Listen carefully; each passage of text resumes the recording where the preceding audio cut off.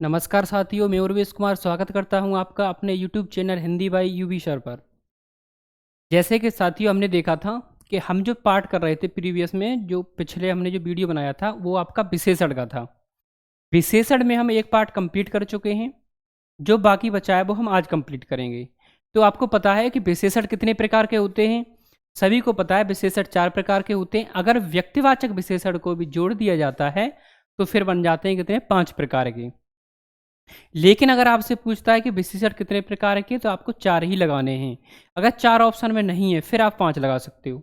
अगर दोनों हैं तो फिर आप 4 लगाओगे। तो देखो, विशेषण हमें सभी पता है विशेषण के कितने प्रकार थे, 4 थे। और चारों आपको पता है कौन कौन से थे। विशेषण के प्रकार कितने थे, 4 प्रकार थे। और चारों हमें हमको पता है। सबसे पहले कौन सा था, सार्वनामिक विशेषण था, गुणवाचक था, संख्यावाचक, परिमाणवाचक और व्यक्तिवाचक। परिमाणवाचक 4 होते हैं। अगर व्यक्तिवाचक को भी जोड़ दिया जाता है तो फिर कितने हो जाते हैं, 5 हो जाते हैं।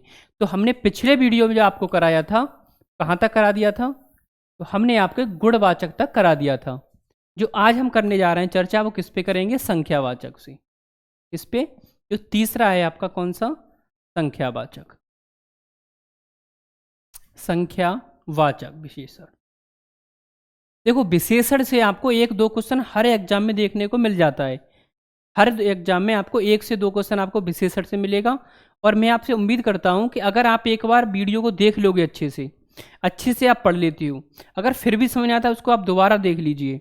जिससे क्या होगा, आपका विशेषण और भी ज़्यादा मजबूत हो जाएगा, जिससे कि परीक्षा में आने वाला क्वेश्चन आपका गलत नहीं होगा कभी भी। क्योंकि मैं आपको शॉर्ट से शॉर्ट तरीका बताता हूँ कि हम विशेषण को पहचानेंगे कैसे। तो देखो, जो संख्यावाचक विशेषण होता है, संख्यावाचक विशेषण।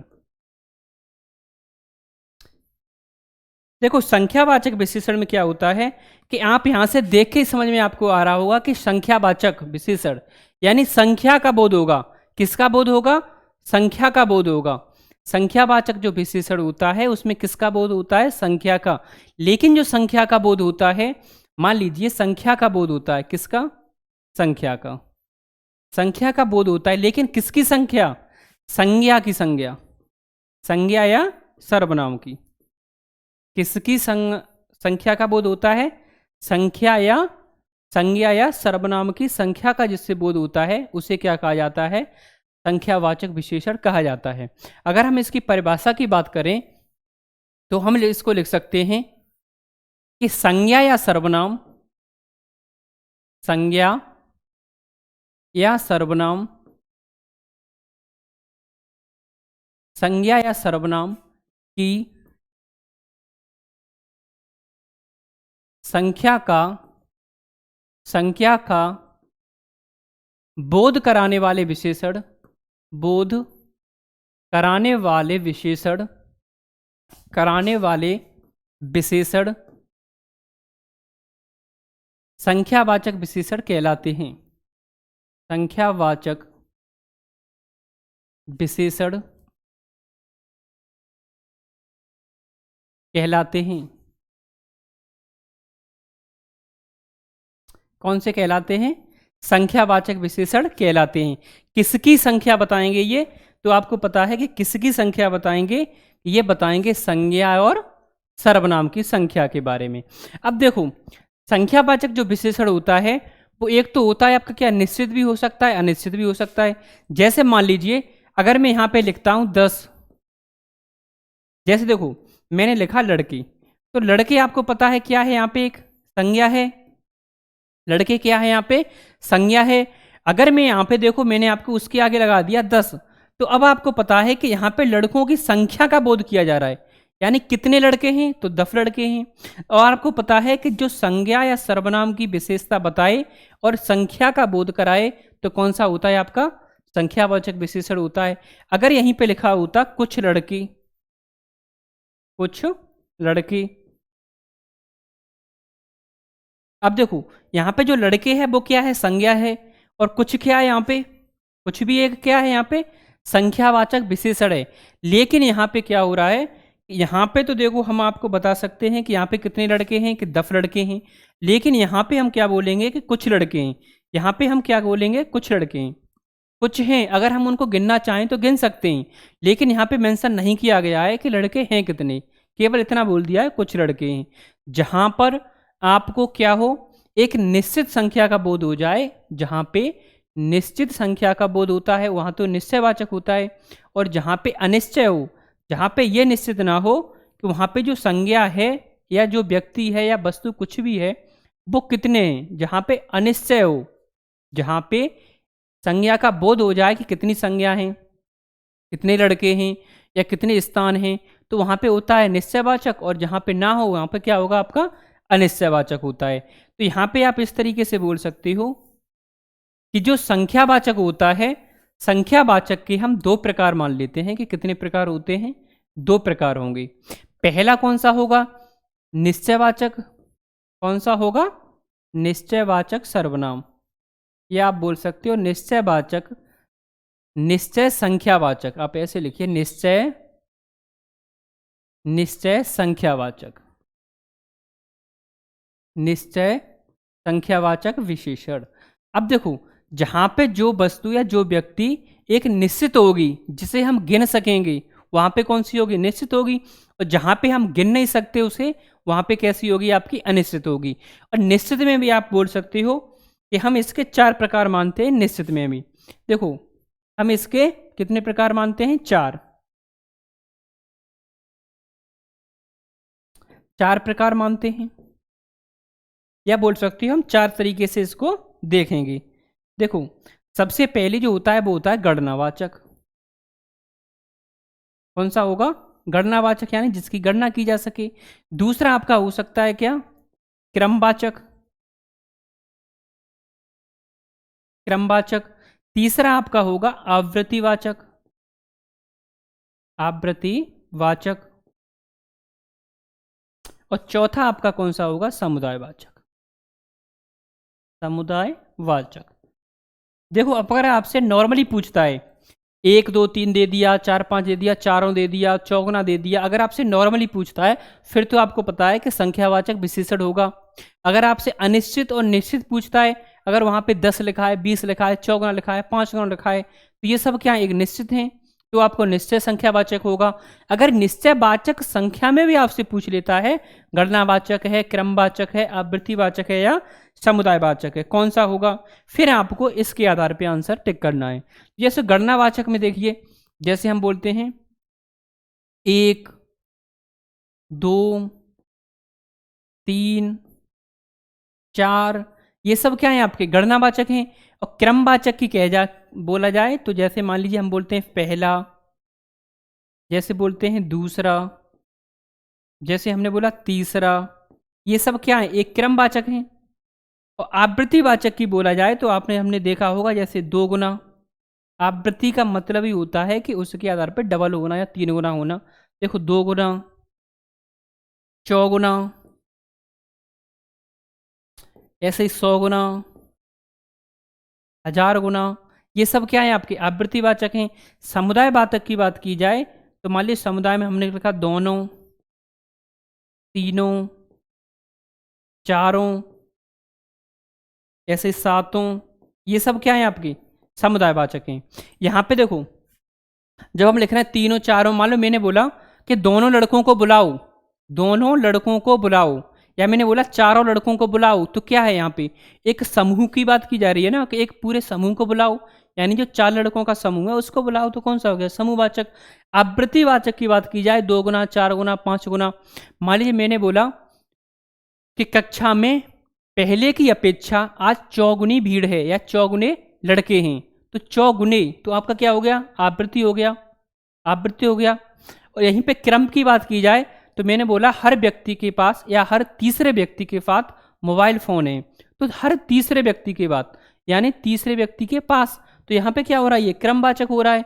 गणनावाचक की बात की जाए तो गणना आपको पता ही है, एक दो तीन चार पाँच छः, यहाँ पे ये क्रम से चले 10 20 50, तो वो यहाँ पे क्या है, गणनावाचक है। ये आप समझ गए होंगे अच्छे से कि जो संख्यावाचक विशेषण होता है, एक तो होता है निश्चय, एक होता है अनिश्चय। निश्चय की बात की जाए, अगर वहाँ पे एक दो तीन, पहला, चौगुना, दो गुना, तीन गुना, अगर ये सब शब्द आपको मिलते हैं तो वो कैसा है, निश्चयवाचक है। अगर कुछ थोड़ा बहुत ये मिलते हैं तो वो कैसा है, अनिश्चयवाचक है। जैसे मान लीजिए मैं यहाँ पे लिखता हूँ, मैंने एग्जाम्पल आपको लिखा, कक्षा में, कक्षा में 10 लड़के हैं, 10 लड़के हैं, कक्षा में 10 लड़के हैं। अब यहाँ पे आप देखोगे कक्षा में 10 लड़के हैं। देखो ये जो 10 लड़के हैं, आपको पता है कि अगर केवल यहाँ पे होता कक्षा में कुछ लड़के हैं फिर तो कैसा हो जाता अनिश्चय, लेकिन यहाँ पे हम निश्चित कर सकते हैं कि कक्षा में कितने लड़के हैं। तो आप कहोगे कि सर कक्षा में 10 लड़के हैं, और 10 लड़के हैं, 10 कैसा होता है, संख्यावाचक होता है। 10 है, कितना भी होगा, 10 है वो क्या, एक संख्यावाचक है। और जो 10 है वो किसको बता रहा है, किसके बारे में बता रहा है, लड़कों के बारे में बता रहा है। तो अब आपको पता है कि लड़के यहाँ पे क्या है, संज्ञा है, और 10 क्या है, यहाँ पे संख्यावाचक है। तो जो अब आपका विशेषण होगा वो कौन सा होगा, संख्यावाचक विशेषण होगा। अगर मैं यहाँ पे यही बोल दूं, यहाँ पे अगर मैं ये बोलता कुछ लड़कों को बुलाओ, कुछ लड़कों को बुलाओ, कुछ लड़कों को बुलाओ। अब देखो आप यहाँ पे देखोगे कुछ लड़कों को बुलाओ, तो यहाँ पे क्या था, 10 लड़कों को बुलाओ। तो आपको पता है कि यहाँ पे तो निश्चित बात की जा रही थी, लेकिन यहाँ पे बोला है कुछ लड़कों को बुलाओ। लेकिन बात किसकी की गई है, लड़कों की गई है। बात किसकी की गई है, यहाँ पे लड़कों की गई है। लेकिन कुछ कितने लड़कों की बात की गई ये यहाँ पे क्लियर नहीं है। जो क्लियर नहीं होता है उसे फिर हम क्या बोलेंगे, अनिश्चयवाचक बोलेंगे। चलो मैं इसको दूसरे पे लिख देता हूँ। एक तो आपका हो गया निश्चय, और दूसरा आपका कौन सा होगा, अनिश्चयवाचक।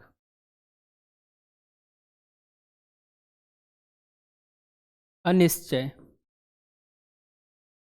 अनिश्चय वाचक यानी अनिश्चय संख्यावाचक, अनिश्चय संख्यावाचक। अब देखो अनिश्चयवाचक, अनिश्चय जो संख्यावाचक होता है उसमें क्या होता है, आपको पता ही है कि जहाँ पे किसी भी चीज़ की हम गणना कर सकें, आवृत्ति कर सकें, या समुदाय की बात की जाए जहाँ पे हम उसको गिन सकें, यानी हम उसकी गिनती कर सकें, तो वहाँ पे आपका कौन सा होगा, संख्यावाचक में अनिश्चयवाचक, सॉरी निश्चयवाचक होगा। और जहाँ पे हम गिनती न कर सकें वहाँ पे आपका कौन सा होता है, अनिश्चयवाचक होता है। यानी संज्ञा या सर्वनाम को गिना न जा सके वहाँ पे अनिश्चय होता है। अनिश्चय में कौन सा होता है, अनिश्चय संख्यावाचक होता है। जैसे मान लीजिए मैंने यहाँ पे लिख दिया थोड़े, थोड़े बहुत, थोड़े बहुत। मैंने लिखा बहुत, बहुत कम, सब, ज्यादा। ये शब्द क्या हैं, ये जो जितने भी मैं आपको शब्द लिख रहा हूं ये क्या कर रहे हैं, ये किसी भी निश्चित को नहीं बता रहे हैं। किसको नहीं बता रहे हैं, निश्चित को नहीं बता रहे हैं। ये किसे बता रहा है, अनिश्चित को। मैंने लिखा कि आज बहुत, आज बहुत, बहुत लोग आए, आज बहुत लोग आए।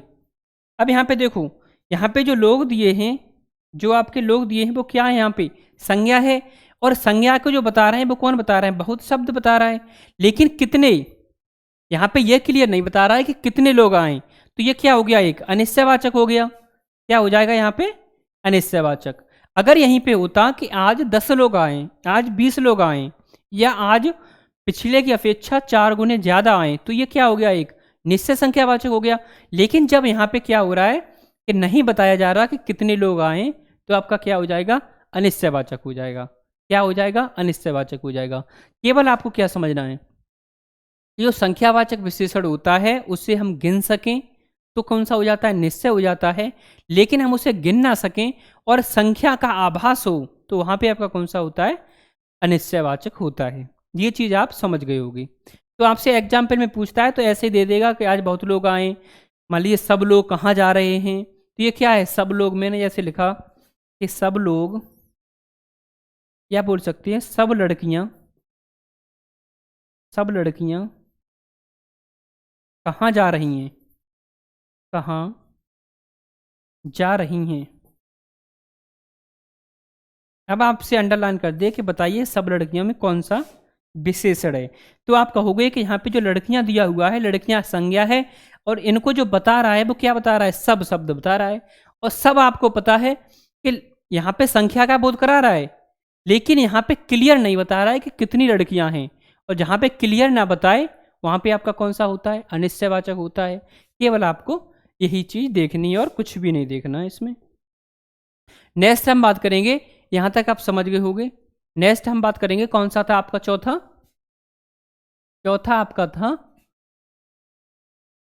परिमाण,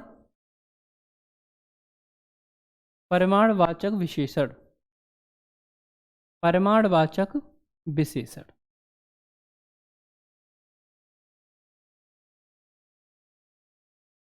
परिमाणवाचक विशेषण।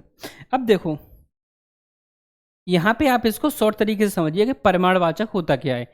परिणाम अलग होता है, परिमाण अलग होता है। परिमाण का मतलब होता है हम जिस चीज़ की नाप तोल कर सकें। अगर हम इसको शुद्ध नॉर्मली भाषा में देखें तो हम बोल सकते हैं कि जिसकी हम क्या कर सकें, माप तोल कर सकें। क्या कर सकें, माप तोल कर सकें, तो उसे क्या कहा जाता है, परिमाण कहा जाता है। किसी भी चीज़ को या किसी भी वस्तु को हम उसकी माप तोल कर सकें, उसे क्या कहा जाता है, परिमाणवाचक, परिमाण कहा जाता है, यानी उसकी हम माप तोल कर सकते हैं। और आपको पता है कि जो माप तोल होती है उसकी क्या होती हैं, इकाइयाँ होती हैं। देखो परिभाषा आप कैसे समझेंगे, परिभाषा लिखने की आपको जरूरत नहीं है, केवल आप समझोगे कि किसकी यहाँ पे माप तोल कर सकते हैं, किसी संज्ञा या सर्वनाम की।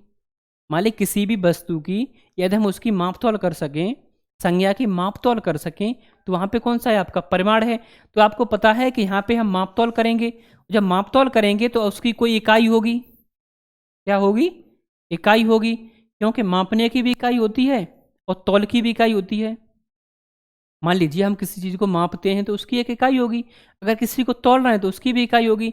अगर देखो माप की बात की जाए तो आपको पता है कि मापने की इकाई कौन सी होती है और जो तौल की जाती है उसकी इकाई कौन सी होती हैं। तो सबसे पहले तो हम यही समझेंगे कि माप वाली इकाई कौन सी है और तौल वाली। जैसे आपको पता है कि हम जो मापते हैं, जैसे मान लीजिए हम मानते हैं सेंटीमीटर में, सेंटीमीटर हो गया आपका, मीटर हो गया, मीटर हो गया, किलोमीटर हो गया, किलोमीटर हो गया, ये सब क्या है, मापने की इकाई हैं। और जैसे मान लीजिए आपका क्या हो गया, मीटर हो गया, किलोमीटर हो गया, सेंटीमीटर हो गया। ऐसे ही आप जो भी मापने की इकाई होगी वो सब आपकी किस में आ जाएगी, माप में आ जाएगी। और तौल की बात की जाए तो आपका हो गया ग्राम हो गया, किलोग्राम हो गया, क्विंटल हो गया, क्विंटल हो गया, टन, टन हो गया,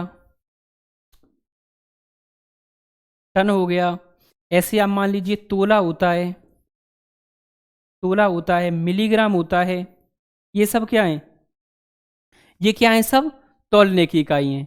देखो मापने की इकाई आपको पता है सेंटीमीटर, मीटर, किलोमीटर, ये सब क्या है, फुट, ये सब क्या है यहाँ पे, यहाँ पे क्या है ये, इससे क्या होता है कि इनसे किसी भी चीज़ को नापा जाता है, या बोल सकते हो कि इनसे किसी चीज़ को नापा जाता है। और जो ये वाले होते हैं ये क्या होते हैं, तौला जाता है, इनको तौला जाता है। क्योंकि परिमाण की जो परिभाषा है वो आपको पता है कि माप तौल से होती है। किसी भी चीज़ को या किसी भी वस्तु को हम क्या कर सकें, माप तौल कर सकें, तो उसकी क्या होगी, एक इकाई होगी। उसकी क्या होगी, एक इकाई होगी। इकाई होगी तो जो मापने वाली वस्तुएं होंगी वो सेंटीमीटर में, मीटर में, फुट में, किलोमीटर में, और ये सब किसमें और सेंटीमीटर में, ये सब मापने वाली हैं। और जो तौलने वाली होती हैं वो आपको पता ही है, किलो हो गया, ग्राम हो गया, क्विंटल हो गया, टन हो गया, ये सब क्या है, आपके माप की इकाई हैं। यानी जिसको तौल सकें और जिसको हम क्या कर सकें, नाप सकें, तो वो कैसी इकाई होती हैं, आपकी परिमाण होता है। अब देखो यहाँ पे परिभाषा की बात की जाए, अगर हम यहाँ पे डेफिनेशन की बात करते हैं तो हम इसकी परिभाषा कैसे लिखेंगे। ये तो आपको पता ही है कि परिमाण होता है क्या, जिस चीज़ को हम नाप तौल कर सकें। और जो परिणाम होता है वो क्या होता है, किसी का रिजल्ट, उसे बोला जाता है, रिजल्ट को परिणाम बोला जाता है। आप यहाँ पे बोल सकती हो कि जो शब्द संज्ञा या सर्वनाम, संज्ञा या संज्ञा या सर्वनाम की, सर्वनाम की माप तौल, मापतौल को प्रकट करे, मापतौल को प्रकट करे, प्रकट करे, उसे उसे परिमाणवाचक विशेषण कहते हैं। परिमाणवाचक विशेषण कहते हैं, विशेषण कहते हैं, परिमाणवाचक विशेषण कहते हैं। अब यहाँ पे एक चीज आप देखोगे कि आपको ये तो डेफिनेशन तो पता ही है कि जिस वस्तु को हम नाप तोल कर सकें वो क्या है, परिमाण है। और मैंने आपको बता दिया कि उसकी एक इकाई होती है, या तो उसको नापेंगे या फिर उसको क्या करेंगे, तोलेंगे। उसको हम तोल सकते हैं, तो वो क्या हो गया, एक इकाई हो गई। अगर मैं यहीं पे बोल दूं आपको कि हम किसी भी चीज़ को लीटर में मापते हैं, तो फिर भी क्या है, हम उसको नाप ही तो रहे हैं। मान लीजिए अगर किसी चीज़ को किलोग्राम में तोलते हैं तो उसको क्या कर रहे हैं, हम तोल रहे हैं। तो वहाँ पे देखो केवल आपको ये देखना है कि जिस भी चीज़ की हम नाप तोल कर सकें, जिस भी चीज़ें क्या कर सकें, माप तोल कर सकें, वो आपका कौन सा होता है, परिमाणवाचक होता है। देखो जैसे मान लीजिए मैंने लिखा 5 किलो 5 किलो सरसों,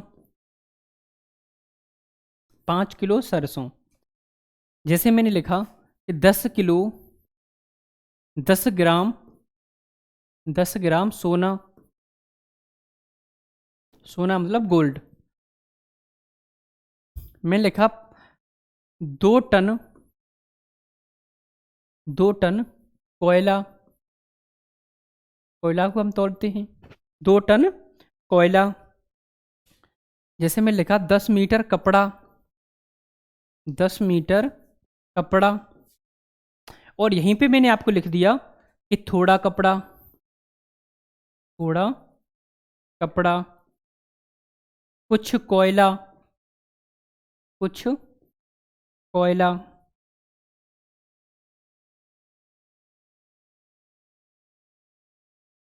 थोड़ा दही,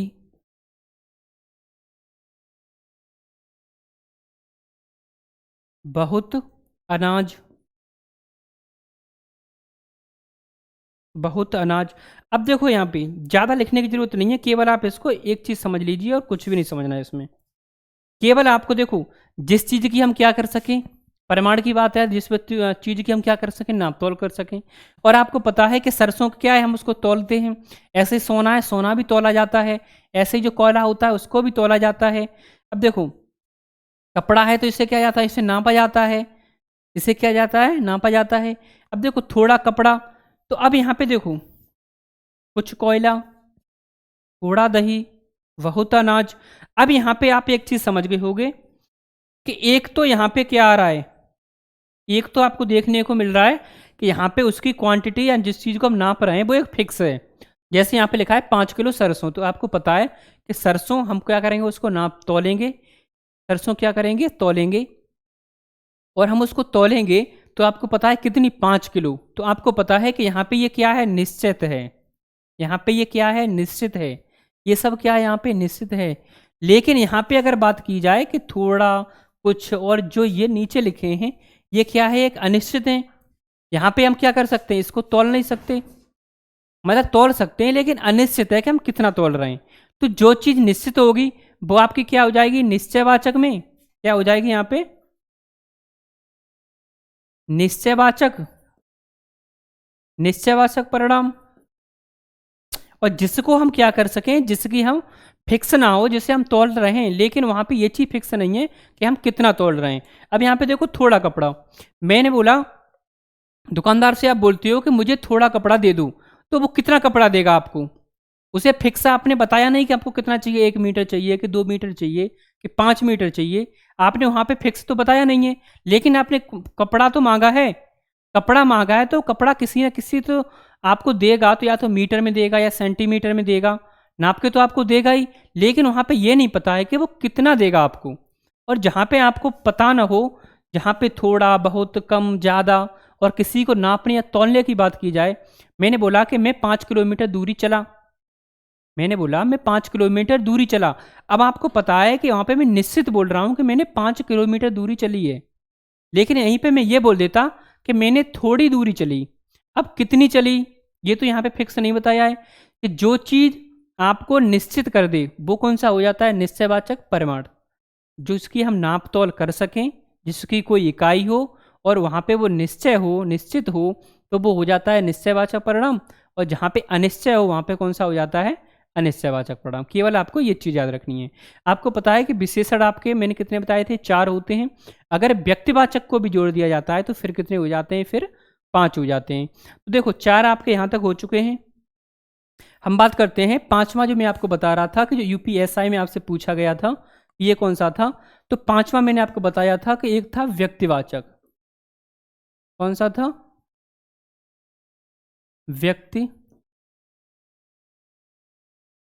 व्यक्तिवाचक विशेषण। व्यक्तिवाचक विशेषण।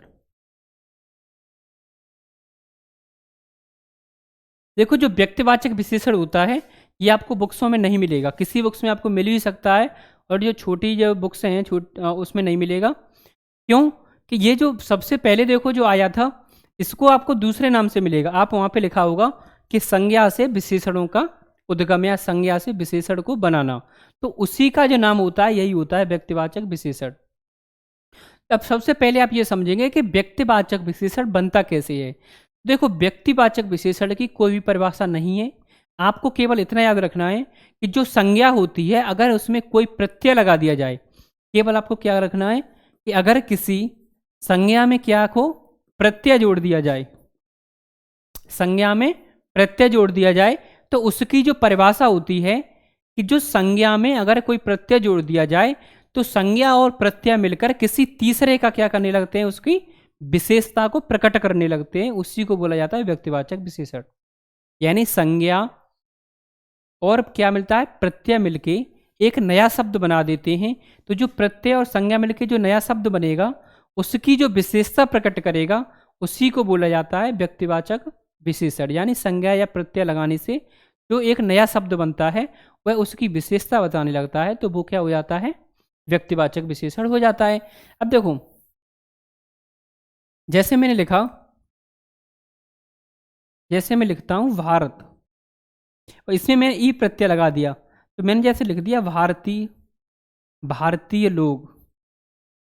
अब देखो केवल यहां पे क्या था, भारतीय था, प्रत्यय कौन सा आपको लगा है, आपको पता है ये प्रत्यय लगाया गया है। अब यहां पे जो प्रत्यय लगा है तो उससे देखो एक नया शब्द बन गया भारतीय लोग। क्या बन गया, भारतीय लोग। जैसे मैंने बोला जयपुरिया, जयपुरिया चूड़ी। तो अब आप देखो यहाँ पे बोलोगे कि यहाँ पे क्या है, एक पूरी जाति का बोध करा रहा है। जो किसका बोध करा रहा है, कि जयपुरिया, जयपुरिया चूड़ी। यहाँ पे देखो भारतीय लोग, जैसे मैंने बोला इलाहाबादी अमरूद, इलाहाबादी अमरूद। अब देखो एक पूरे अमरूद का बोध करा रहा है, अमरूद जाति का, अमरूद जाति का। यहाँ पे अमरूद क्या है, अगर देखा जाए तो जातिवाचक बनता है। लेकिन जब ये पूरी एक ही जाति का बोध करा रहा है, लेकिन क्या कर रहा है, किसी स्थान को प्रदर्शित कर रहा है। ये क्वेश्चन आपको यूपीएसआई में पूछा भी गया था। ये क्या कर रहा है, देखो भारतीय लोग एक स्थान को बता रहे हैं, जयपुरिया लोग जयपुर में चूड़ी का कारखाना, या मान लीजिए फिरोजाबादी चूड़ी या कुछ भी आप मान लीजिए, तो उसमें क्या है, एक यहाँ पे क्या कर रहे हैं, एक स्थान को कर रहे हैं जो वहाँ के जो व्यक्ति स्थान है, आप बोल सकते हो कि एक व्यक्तिगत जो स्थान है हम उसको प्रदर्शित करते हैं। तो आप देखो इन तीनों में आप देख रहे हो कि क्या है, यहाँ पे एक स्थान को प्रदर्शित कर रहे हैं। किसको कर रहे हैं, एक स्थान को। तो यहाँ पे आप बोल सकते हो कि स्थानवाचक। और ये आपसे पूछा गया था कि इलाहाबादी अमरूद, क्वेश्चन था इलाहाबादी अमरूद में कौन सा विशेषण है। तो ऑप्शन आपका कौन सा सही था, स्थानवाचक। कौन सा था, स्थानवाचक। क्योंकि ये अमरूद क्या है, एक इलाहाबाद में क्या है, एक प्रसिद्ध चीज है जो इलाहाबाद का अमरूद, उसके बारे में आपको बता रहा है। तो यहाँ पे तो देखो एक तो स्थान हो जाता है, और दूसरा आप देखोगे कि जैसे आपने लिखा धर्म, तो धर्म से आपका क्या बन जाता है, धार्मिक बन जाता है, धार्मिक बन जाता है। तो ऐसे मान लीजिए लिखा समाज, समाज से आपका क्या हो जाता है, सामाजिक हो जाता है। क्या हो जाता है, सामाजिक। तो अब देखो ये सब क्या कर रहे हैं, भाव को प्रदर्शित कर रहे हैं। किसे कर रहे हैं? भाव को। क्योंकि यहाँ पे जो भाववाचक संज्ञा से आपका जो विशेषण बन रहा है, तो ये सब क्या कर रहे हैं? भाव को कर रहे हैं। तो यहाँ पे आप बोल सकते हो भाववाचक विशेषण, और यहाँ पे आप बोल सकते हो स्थानवाचक विशेषण। अगर इन दोनों से मिलकर बात की जाए तो आपका कौन सा होता है? व्यक्तिवाचक विशेषण। हालांकि ये क्वेश्चन यहाँ से ज़्यादा पूछे नहीं जाते हैं, केवल यूपीएसआई में पूछा गया था, और तो किसी एग्जाम में अभी तक पूछा नहीं गया है।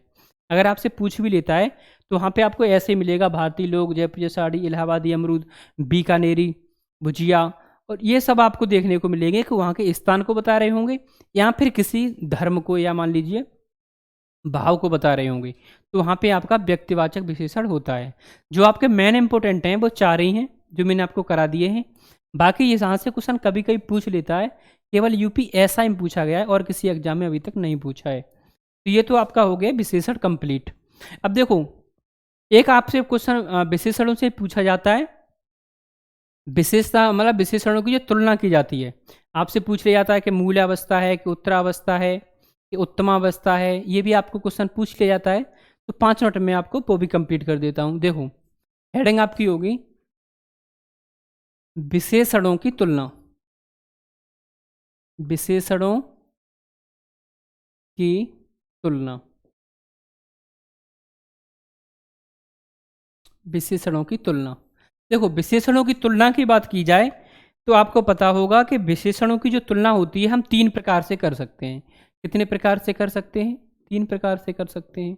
और आपको पता है कि इसके कितने प्रकार होते हैं? इसके 3 ही प्रकार होते हैं। तो देखो, सबसे पहले जो आपको पता है वो कौन सा होता है? मूलावस्था। मूलावस्था। दूसरा आपका कौन सा होता है? उत्तरावस्था। और तीसरा कौन सा होता है आपका? उत्तमावस्था। उत्तमावस्था। देखो, मूलावस्था, उत्तरावस्था और उत्तमावस्था। तुलना की बात की जाती है तो आप बोल सकते हो कि विशेषणों की तुलना होती है वो 3 प्रकार से होती है। कौन कौन सी होती है? मूलावस्था, उत्तरावस्था और उत्तमावस्था। देखो, मूलावस्था, जैसे मान लीजिए मैंने लिखा सुंदर। जैसे मैंने लिखा सुंदर। सुंदर। अब यहाँ पे देखो, जो सुंदर लिखा है, अगर उत्तरावस्था की बात की जाएगी, पहले तो समझा मूलावस्था होती क्या है। जो मूलावस्था होती है उसमें किसी की भी तुलना नहीं की जाती है। केवल एक क्या होता है? साधारण सा विशेषण होगा। उसी में क्या होगा? केवल एक ही विशेषण होगा, किसी की किसी से कोई तुलना नहीं की जाती। उसे क्या बोला जाता है? मूलावस्था। और जहाँ पे 2 लोगों की तुलना की जाए, जहाँ पे किसी की भी तुलना ना की जाए, मूलावस्था हो गई आपकी। और जहाँ पे 2 लोगों की तुलना की जाए, उसमें से एक को क्या कही? एक को सबसे श्रेष्ठ बता दिया जाए और दूसरे को एकदम नॉर्मल यानी कम बता दिया जाए, तो वो कौन सी होगी आपकी? उत्तरावस्था। आप बोल सकते हो यहाँ पे किसी की भी तुलना नहीं की जाती। तो जो उत्तरावस्था होती है उसमें 2 लोगों की तुलना की जाती है। कौन किससे श्रेष्ठ है? मान लीजिए मैं बोल रहा हूँ कि मैं पढ़ने में तेज हूँ। मैं पढ़ने में तेज हूँ, तो मेरी किसी से तुलना नहीं हो रही है। अगर मैं यहीं पे बोल दूं कि मैं राम से पढ़ने में तेज हूँ, तो मेरी राम से तुलना हो रही है।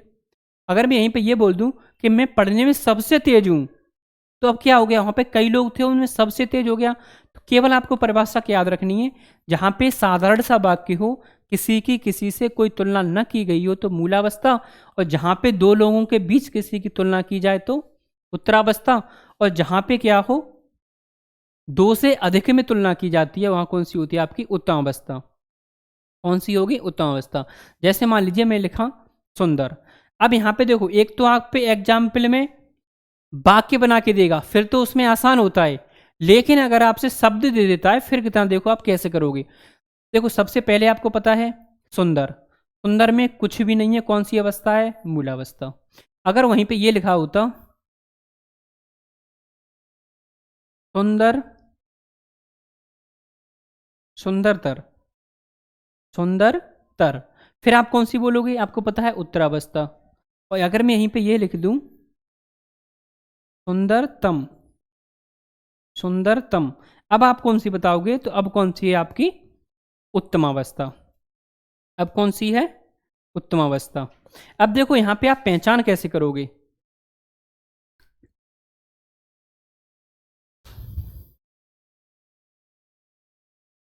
देखो पहचान करने का पहले तो वाक्य में आप अगर आता है फिर तो वहां पे आसान होता है, मैं अभी आपको बता दूंगा।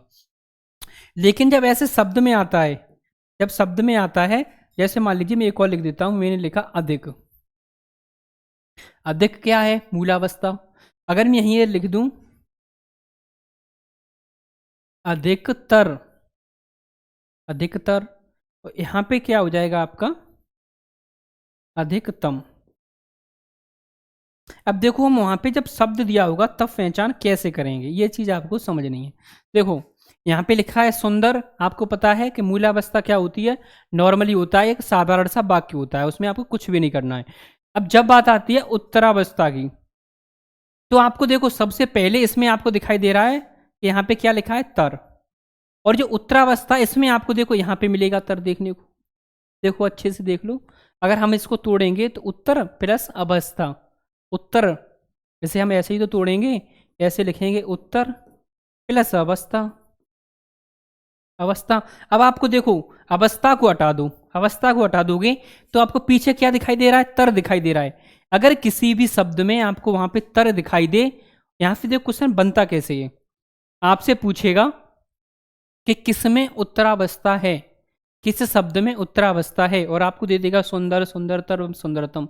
अब देखो जिसके बारे में पूछा है उत्तरावस्था पूछा है, तो यहाँ पे आपको स्पष्ट दिखाई दे रहा है कि तर दिखाई दे रहा है, उत्तर प्लस अवस्था, तर दिखाई दे रहा है, और इसके पीछे तर लगाए तो कौन सी होगी आपकी? उत्तरावस्था। जैसे आप बोलोगे उत्तम अवस्था की बात करती हो, तो देखो यहाँ पे जो आपको क्या दिखाई दे रहा है? तम दिखाई दे रहा है। जैसे आप इसको अगर तोड़ोगे तो उत्तम प्लस अवस्था, ऐसे ही तो तोड़ोगे, अवस्था को हटा दो, पीछे क्या दिखाई दे रहा है आपको? तम दिखाई दे रहा है। और जो ये वाला शब्द है देखो इसमें भी आपको क्या दिखाई दे रहा है? तम। ऐसे ही देखो इसमें क्या दिखाई दे रहा है? तर, इसमें क्या दिखाई दे रहा है? तम। और दोनों में आप जब बीच में देखोगे, जब आप इसको देखो बीच में देखोगी, तो यहाँ पे आपको तम दिखाई देगा, यहाँ पे तर दिखाई देगा। अगर आपसे शब्द केवल शब्द पे पूछता है, फिर आपको कोई भी आसान मतलब दिक्कत नहीं होनी चाहिए, क्योंकि यहाँ पे स्पष्ट दिखाई देता है तर और तम। उत्तरावस्था में देखो तर दिखाई दे रहा है, यहाँ पे तर है। उत्तरावस्था में तम दिखाई दे रहा है, यहाँ पे तम है। यहाँ पे आपको बहुत आसानी से पहचान हो जाती है। अब बात आती है कि यहाँ पे तुलना की जब बात की जाए, किसकी बात की जाए? तुलना की। अगर आपसे ऐसे क्वेश्चन दे देगा, जैसे आपसे क्वेश्चन दिया कि राम, राम पढ़ने में, पढ़ने में तेज है, ऐसे मान लीजिए राम पढ़ने में अच्छा है, ऐसे लिखते हैं, राम पढ़ने में अच्छा है। आपसे पूछेगा कि विशेषण की कौन सी अवस्था है, विशेषण की कौन सी अवस्था है? मैंने आपको बताया था कि यहाँ पे क्या है? राम पढ़ने में कैसा है? अच्छा है। लेकिन किसी से इसकी तुलना नहीं की गई है, किसी से तुलना नहीं की गई है, तो आपको पता है कि ये फिर क्या है? यहाँ पे मूलावस्था है। मूलावस्था का ही मतलब क्या है? मूल, मूलावस्था। यहाँ पे क्या है? मूलावस्था है। मूलावस्था है, क्यों है? क्योंकि यहाँ पे किसी की भी किसी से कोई तुलना नहीं की गई है, केवल राम के बारे में ही कहा गया है कि राम पढ़ने में अच्छा है। अगर मैं यहीं पे ये चीज लिख दूं कि राम,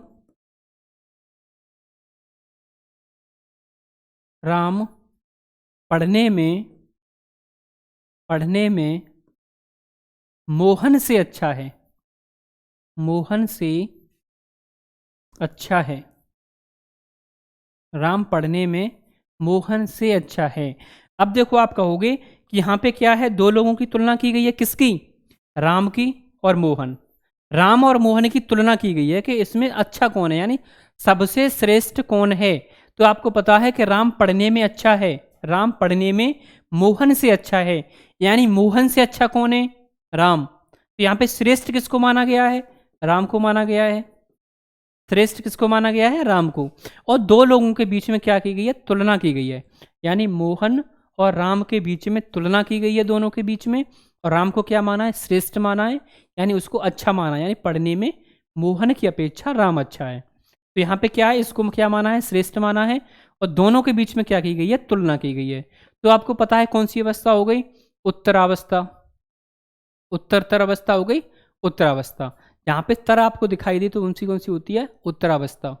और जहाँ पे कुछ भी दिखाई नहीं, केवल एक लोग की बात की जाए, कौन सी होती है? मूलावस्था। अब देखिए यहाँ पे तीसरा कौन सा था आपका? अगर यहाँ पे आपसे बोला जाए कि राम पढ़ने में सबसे अच्छा है, सबसे अच्छा है, राम पढ़ने में सबसे अच्छा है। अब देखो आप बोलोगे कि राम पढ़ने में, देखो तीनों अवस्था लिखी हुई हैं, तीनों वाक्य लिखे हुए हैं। यहाँ पे था राम पढ़ने में अच्छा है, केवल किसी की बात की जा रही थी? राम की। तो कौन सी हो गई? मूलावस्था। यहाँ पे बोला जा रहा है कि राम पढ़ने में मोहन से अच्छा है, यानी दो लोगों की बात की जा रही है, तो कौन सी होगी आपकी? उत्तरावस्था। और यहाँ पे देखो राम पढ़ने में सबसे अच्छा है, यानी सभी में अच्छा है।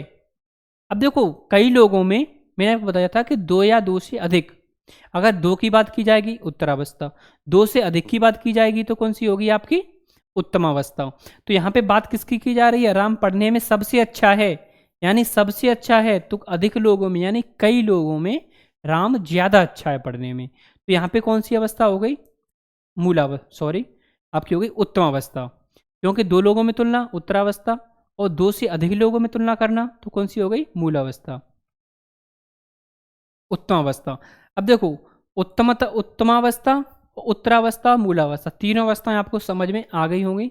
आपसे क्वेश्चन यहीं से पूछता है ज़्यादा, और ज़्यादा डीपली भी नहीं पूछता है आपको। ज़्यादातर जो पूछा जाता है वो ऐसे वाक्य दिया जाता है, केवल आपसे वाक्य देगा और वाक्य में से ही आपसे पूछेगा कि कौन सी अवस्था है। वाक्य में से ही आपसे पूछेगा कि उत्तमा है, उत्तरा है कि मूला है। ठीक है, और आपको पता है कि उत्तमा की बात की जा रही है, तो यहाँ पे आपको तम दिखाई दे रहा है, तो लास्ट में आपको तम दिखाई देगा। यहाँ पे देखो तर दिखाई दे रहा है, तो यहाँ पे आपको तर दिखाई देगा। यहाँ पे मूलावस्था है, वो तो आपको आराम से समझ में आ ही जाती है। और एक देखो आपको कौन था व्यक्तिवाचक, क्या था कि किसी संज्ञा में यार कोई प्रत्यय जोड़ दिया जाए, तो जो प्रत्यय, जो मूल शब्द होता है, संज्ञा और प्रत्यय मिलकर जो बनता है, वो किसी तीसरी संज्ञा की विशेषता को प्रकट करने लगता है, तो वो यहाँ पे क्या होता है? व्यक्तिवाचक होता है। एक था आपका परिणामवाचक, जिसमें क्या था, केवल हम माप तौल कर सकें इसकी, वहाँ पे क्या होता है आपका? परिमाण होता है। एक निश्चय होता है, एक अनिश्चय। जो चीज़ निश्चित होगी, जिसको हम नाप तौल कर सकेंगे, वो निश्चयवाचक, और जो निश्चय नहीं होगी वो अनिश्चयवाचक। ऐसे आपका क्या था संख्यावाचक में? क्या था कि जो चीज़ निश्चित संज्ञा या सर्वनाम का बोध कराएगी, वो कौन सी होगी? निश्चयवाचक होगी। और जो नहीं कराएगी वो कैसी होगी? अनिश्चयवाचक। निश्चयवाचक में आपको मैंने चार लिखाए थे, कौन कौन से थे आपके? सबसे पहले कौन सा था? गणनावाचक। कौन सा था? गणनावाचक, क्रमवाचक, आवृत्तिवाचक और समुदायवाचक। यहाँ तक कि आप समझ गए होगे अच्छे से। और अगर यहाँ पे आपको कोई भी चीज़ समझ में नहीं आई है तो आप उसको कमेंट बॉक्स में लिख सकते हो, मैं आपको उसको और अच्छे से समझा दूंगा। विश्लेषण हमारे कंप्लीट हो चुके हैं। अब नेक्स्ट वीडियो हम कोई नया टॉपिक स्टार्ट करेंगे। और अगर यहाँ तक आपको समझ में आ गया है और अच्छी बात है, अगर नहीं आया है फिर भी आप उसको कमेंट में लिख दीजिए, या फिर आप वीडियो को एक से दो बार उसको देख लीजिए, जिससे क्या होगा, चीज़ें आपकी और अच्छे से क्लियर हो जाएंगी। तो आज का वीडियो हम यहीं तक। सभी भाइयों को राधे राधे।